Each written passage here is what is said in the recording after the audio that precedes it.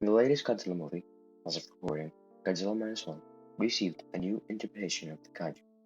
In the film, Godzilla was a bloodthirsty monster, but this begs the question, is Godzilla better as a hero or villain? Today, we will explore this question. Firstly, we'll start off with Godzilla as a hero. Godzilla first started having a more heroic interpretation as early as Godzilla Raids Again in 1955. From then on, the majority of the show era is portrayed as the heroic savior of Earth. One of the biggest pros to Godzilla as a hero is that he's more relatable. Godzilla is the hero of the story. The character and audience can root and relate to the kaiju much more because he shares our goals and ideals. Another big factor is longevity. Godzilla is portrayed as a villain, and he obviously needs to be defeated. If that happens, then the main draw for the film dies. That is why whenever Godzilla dies, the movie ends. We came to the movie to see Godzilla. If Godzilla dies, sequels can't be made and toys can't be sold. This is probably the main reason Godzilla is promoted as a hero throughout most of the show era, Monsterverse, and even later on in the Heisei era. If he's a hero to the kids, then they will like him more and buy more toys. However, this isn't a bad thing. More financial support for the studio gives them more of a budget to work on, and makes it so that even more and better Godzilla films are made.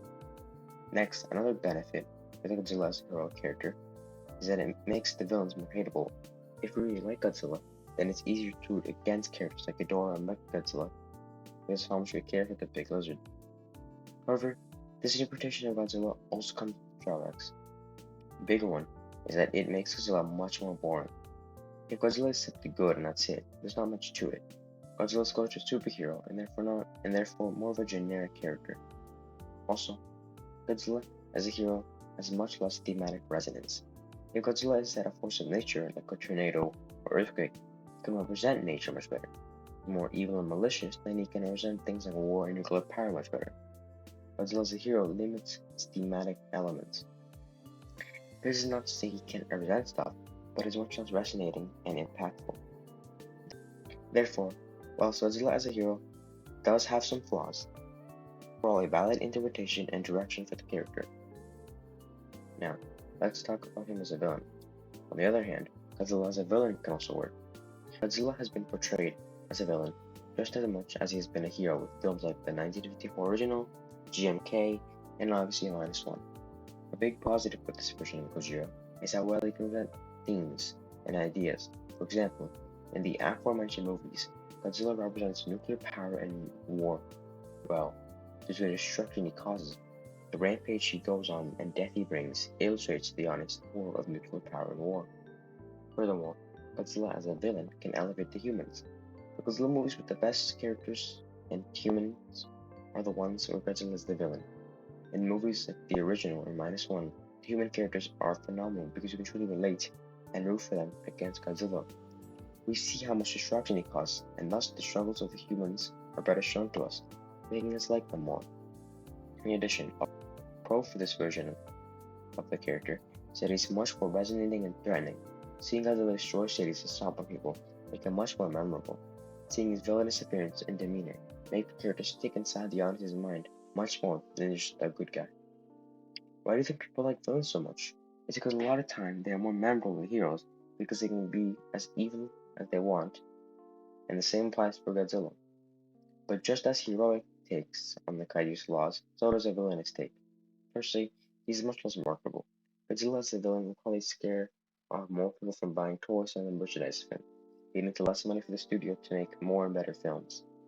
This has to be considered because at the end of the day, movies are a business, and a studio's primary job is to make money. Additionally, Godzilla as a villain doesn't leave much room for a sequel. Of all the films where Godzilla is a villain, they're usually one-offs because he's usually killed at the end.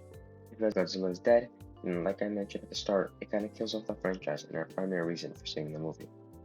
Now, I sort of lied to you in the title because there is in fact a middle ground between the hero and the shredded villain, and that would be our secret third option, a neutral force/wild card.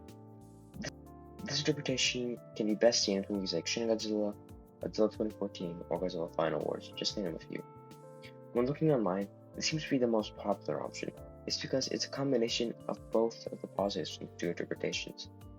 With Godzilla's a neutral force, you can keep selling toys and making movies. You can also be menacing because you know he's one wrong move away from destroying your town. On top of that, Godzilla has a more neutral force lets the audience root for him more, but also the characters as well, making the villains more hateable.